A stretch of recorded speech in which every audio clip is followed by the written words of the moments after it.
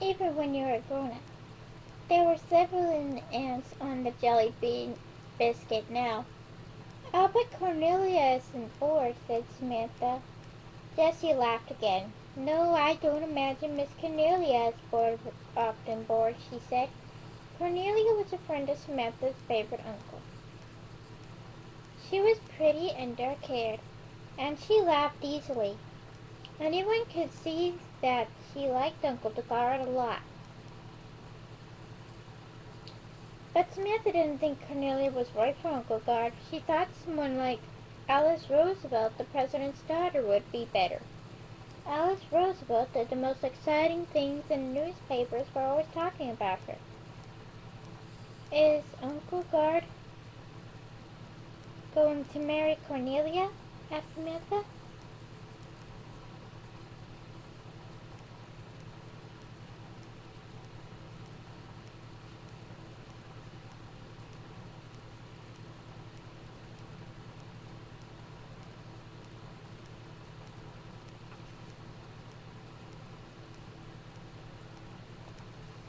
"That's none of our business," Jessie said firmly, "and children shouldn't ask such questions."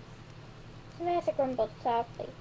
"A minute ago I was almost a lady. Now I'm a child again." There were 12 ants on the biscuit, and 3 were on their way. "Uncle Guard is a spy, you know," Samantha said. "Miss Samantha." Jessie's head shot up in his pride. "Where did you get such foolish ideas?" "Well, he should be a spy," Samantha went on. "He's so handsome and brave, everyone would fall in love with him. He could get their secrets, and they'd be so in love with him, they wouldn't even care."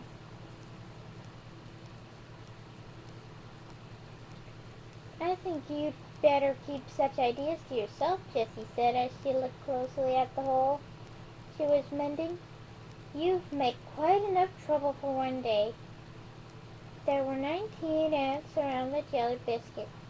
"Jessie, did you know my mother and father?" Samantha asked. Jessie spoke gently. "You know I didn't, child. That accident in the boat happened when you were but just 5. You know I didn't come to work for your grandmother until you were 7.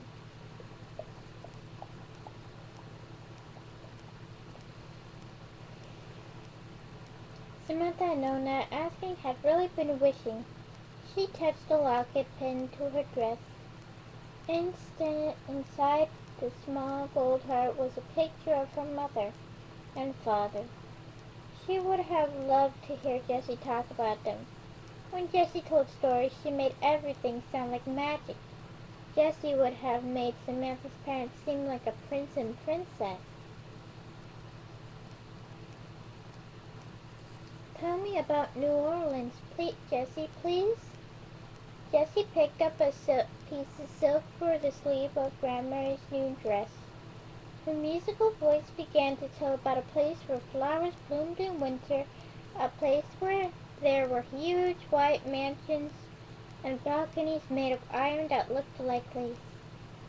She told about spicy shrimp and about music and dancing in the streets. The best part was, everything Jessie said was true. She didn't have to make up stories about the faraway places. Her husband, Lincoln, was a porter on a train that ran down to New Orleans. Lincoln brought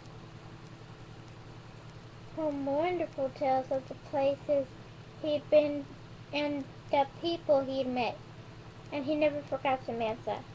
She had a scrapbook almost full of colorful postcards that he sent her from all of his trips. Sometimes he brought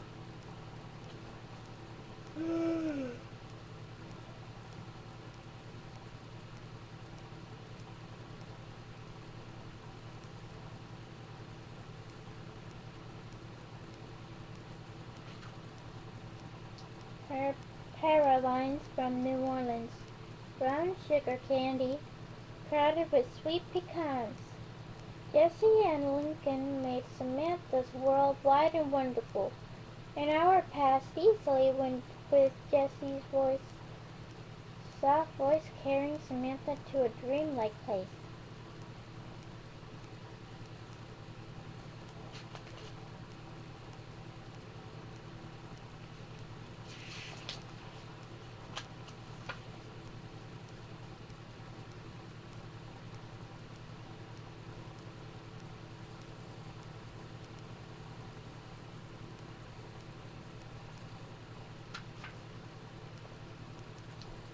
Chapter 2.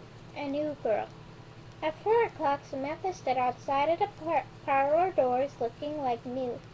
It was time for her hour with Grandmary. Samantha's hair was combed, her ribbon was perfect, her skirts hung straight, and her stockings were repaired. She knocked softly on the door, then slipped through and made a quick curtsy to her grandmother. Samantha thought Grandmary looked like a queen, especially during their sewing hour. Grandmary sat up very straight. Her velvet chair looked like a throne, with her silk gown flowing around it. Her white hair seemed made for a crown, with never a strand out of place. Samantha always tried to be a young lady, but it was a lot easier to remember how when Grandmary was watching. Samantha noticed that everyone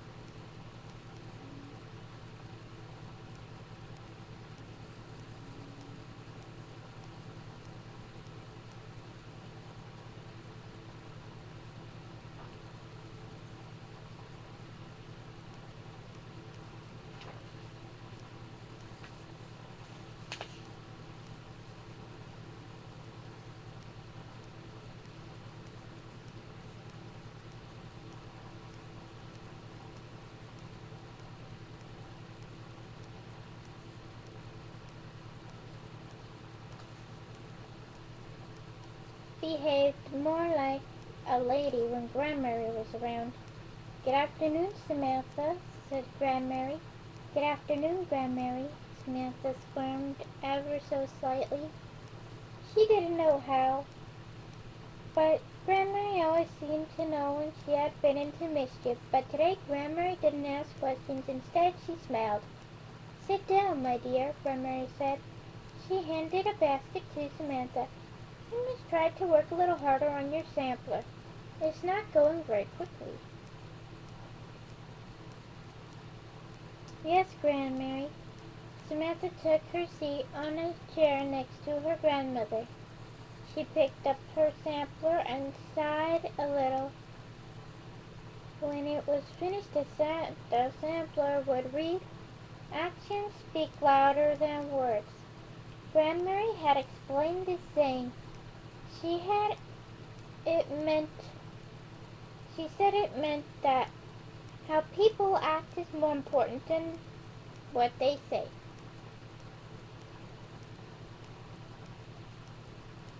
Samantha tried to imagine the words sewn in pink silk thread. Around them would be flowers and fruits made of complicated stitches that would show off her sewing skills. But the skills were slow in coming. So far, the sampler read actions, but Samantha stuck her tongue between her lips as she concentrated on a hard stitch. She glanced sideways to see her grandmother looked in a good mood. "Grandmary," Samantha began. "Yes, dear?" "Did you see the doll in Sheffield's shop?"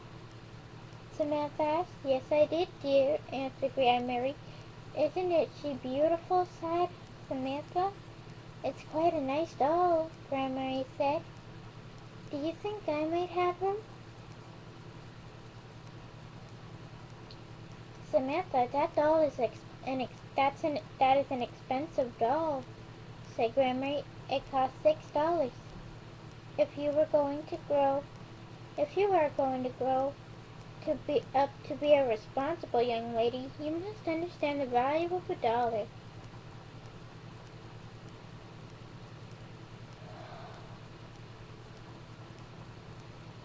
I could earn the money to buy her, Grandmary. I can make boomerangs and sell them. The boy's handy book shows just how to do it. I could. Samantha! Grandmary was shocked. A lady does not earn money. Samantha had known there wasn't much hope. But she added very quietly, Cornelia says a woman should be able to earn money. She says women shouldn't have.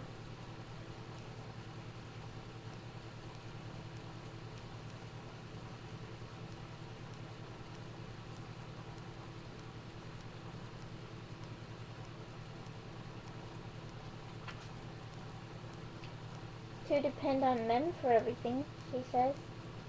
Cornelia has a great many newfangled notions, announced Grandmary. She should keep them to herself.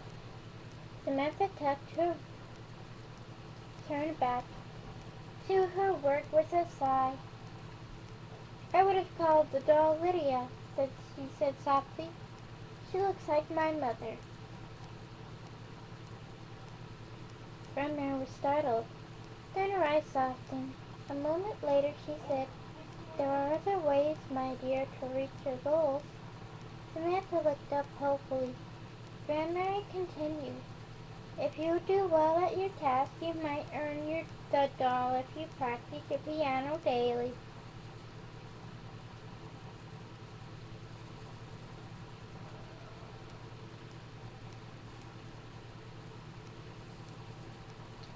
Oh, Grandmary, I will. Samantha was delighted. I'll practice an hour every day. I'll make my sampler beautiful. I'll help Miss Hopkins. I won't get my dress muddy. She was about to say she wouldn't tease Eddie Ryland. But she knew there were some promises she just couldn't keep. Oh, Grandmary, thank you. Samantha threw her arms around her grandmother. There, my dear. We shall see, said Grandmary with a slight note of caution in her voice. We shall see how you do.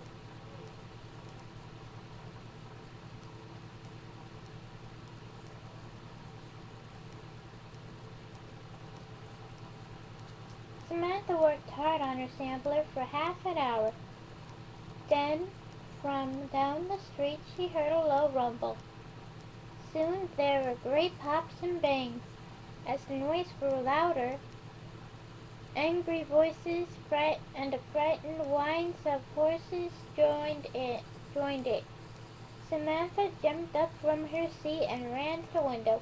Oh, Grandmary, it's Uncle Guard and Cornelia, Samantha called.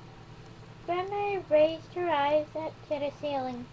He's brought that dreadful automobile again. Whatever shall I tell the neighbors?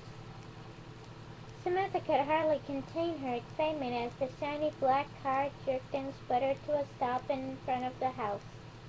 Two people climbed out. They wore long coats that covered them from head to toe. Cornelia wore a hat tied down with a scarf, and Uncle Guard wore large goggles that made him look like an overgrown fly. They came up the walk, laughing and beating the dust from their hats and coats. The bell rang a minute later. Hawkins appeared at the parlor door looking dignified. It seemed to Samantha that the more confusion there was, the more dignified Hawkins became. Mr. Gardner.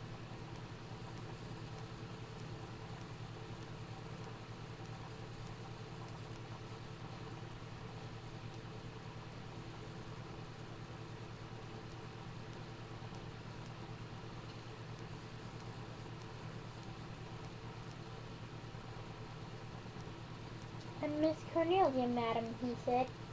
Very well, Hawkins, show them in. And tell Elsa to bring tea, said Grandmary.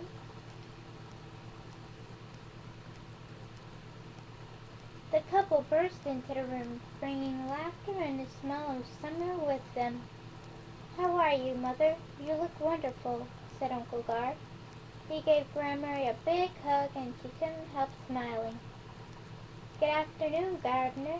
"Good afternoon, Cornelia," said Grandmary. "I am fine, thank you, Gardener. But I was a good deal better before you shattered the peace of the entire neighborhood with that horrible machine of yours. Why must you bring it here?" Uncle Guard's eyes were laughing. "Now, Mother, this is 1904. You've got to keep up with the times. Besides," he winked at Samantha, "how can I teach Sam to drive if I don't bring the automobile?" "Oh, Uncle Guard, will you really?" "Will you?" Samantha was popping with excitement. "Sure I will. Come on. I'll take you for a ride right now." "Indeed you won't," said Grandmary. "What can you be thinking of?" "Why, her clothes would be ruined." Samantha's face fell. Cornelia looked at her quickly and said, "It's all right. She can wear my duster. It's a little too big, but we'll make it fit, won't we, Samantha?" As they walked into the hall to fix the coat, Samantha gave Cornelia a grateful smile. Minutes later she had walked down trailing the hem of the long coat behind her. Eddie Ryland had been sitting in the car, but he scampered down as Samantha and her Uncle Guard approached. Uncle Guard lifted Samantha up to the seat. "Hold tight, Sam, while I crank it up," he said. "You sure look dumb, Samantha," Eddie teased. He never stopped. Samantha was listening. She held tight as Uncle Guard cranked, and the car began to lurch. "Anyway, I know something you don't know," Eddie said loudly so that Samantha could hear him as the car rumbled. Uncle Guard jumped into the seat next to Samantha and took hold of the steering wheel. The car began to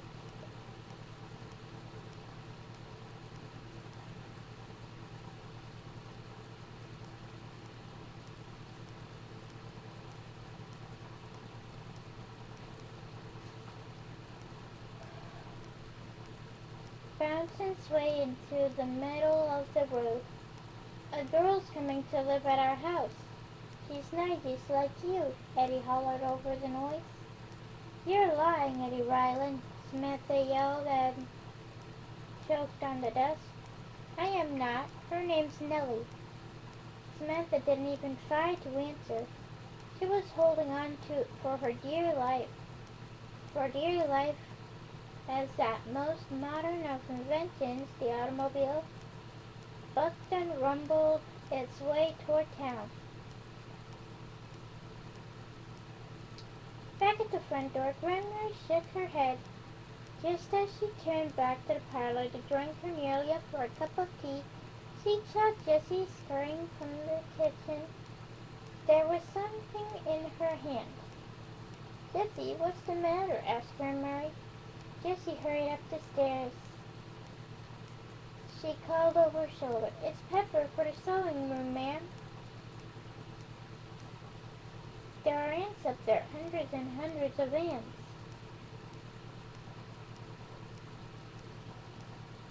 Chapter 3, The Tunnel.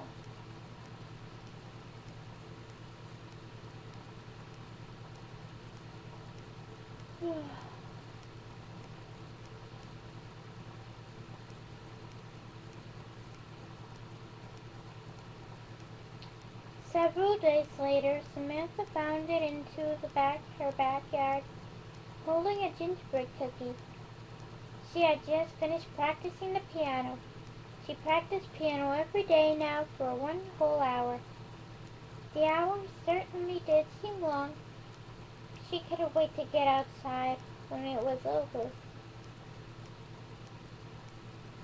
Samantha took a deep breath of summer air and a couple of long leaps. She stood beside the tunnel. The tunnel was a hole worn in the lilac hedge between her house and the Rylands, but Samantha always called it the tunnel. Through it now she could see a girl. The girl was busy hanging laundry in the Rylands yard. Could Eddie possibly have been telling the truth? Had this girl really come to live there? Samantha ducked through the tunnel and came closer. "Are you Nellie?" she asked brightly.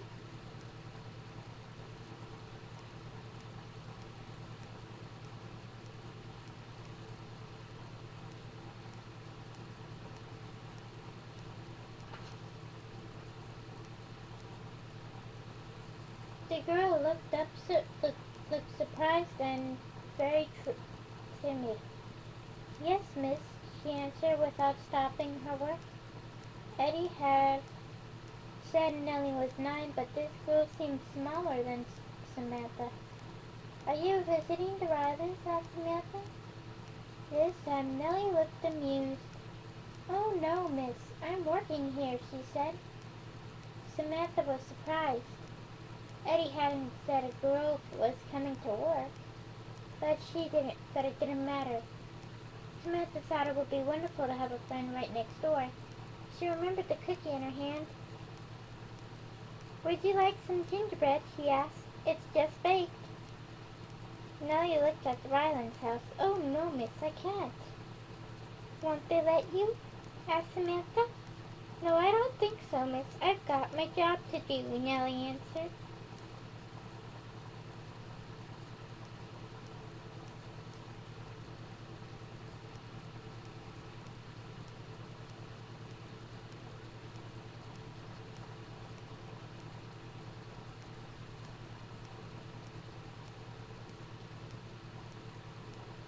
"My name's Samantha. You don't have to call me miss."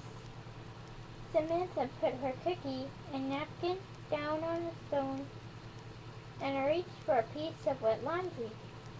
"I'll help you, Nellie. Then we can play." "Oh, no, you shouldn't," Nellie said. She was embarrassed, but there was nothing she could do to stop her new friend. So instead, she hurried to finish the job before anyone could see Samantha working. When at last the laundry was hung, Samantha grabbed Nellie's hand and pulled her toward the tunnel. "We can eat in here. Nobody will see us," Samantha said. The girls just fit into the hole in the hedge, and Nellie couldn't say no to the spicy smell of gingerbread.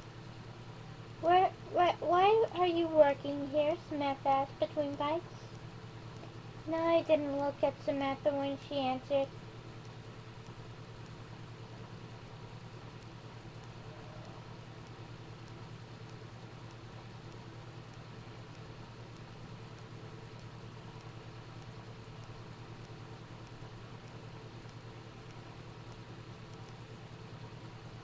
"My father works in a factory in the city, and my mother does washing. But there's 3 of us children, you see, and it's not enough," she added quietly. "There wasn't enough food, and there wasn't enough coal." Samantha's eyes were wide with disbelief. She was good at imagining castles and jungles and sailing ships, but she had never imagined hunger and cold. "You mean your parents sent you away? But that's awful." "Oh, no, it's better here. It really is," said Nellie. "The Rylands pay my family $1 a week for the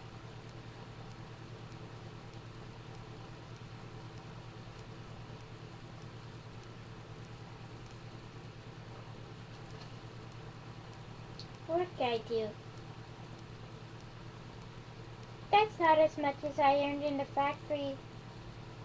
But in the factory I had to work every day but Sunday, until dark. And the air was so hot and dusty, I started coughing a lot. That's when my parents let me come here. The air is good and I don't have to work so long, and I get good food." With one finger, she collected the last of the cookie crumbs. Only I don't get to see my family much. Samantha was shocked into silence, but only for a moment. When do you go to school? She asked. I've never been to school, Nellie said quietly. Was it possible? This girl had never gone to school? Samantha's mind raced. Nellie, I have an idea, she said. We can meet here every day and I'll teach you. The Rylands won't miss you for just a little while. And I'll teach you everything. Nellie's eyes glittered with excitement as the girls made plans. Then Samantha began talking about everyone she lived with and all the neighbors. By the time she told Nellie about Uncle Guard's automobile, they were both giggling. The girls were interrupted by a familiar voice. I see you, Samantha. I see you, Nellie. And you're really ugly. You're both so ugly you'd scare a moose. You're so ugly. Eddie, get out of here, Samantha snapped. I'm telling. Eddie started toward the house. Nellie looked frightened, but Samantha yelled, Eddie!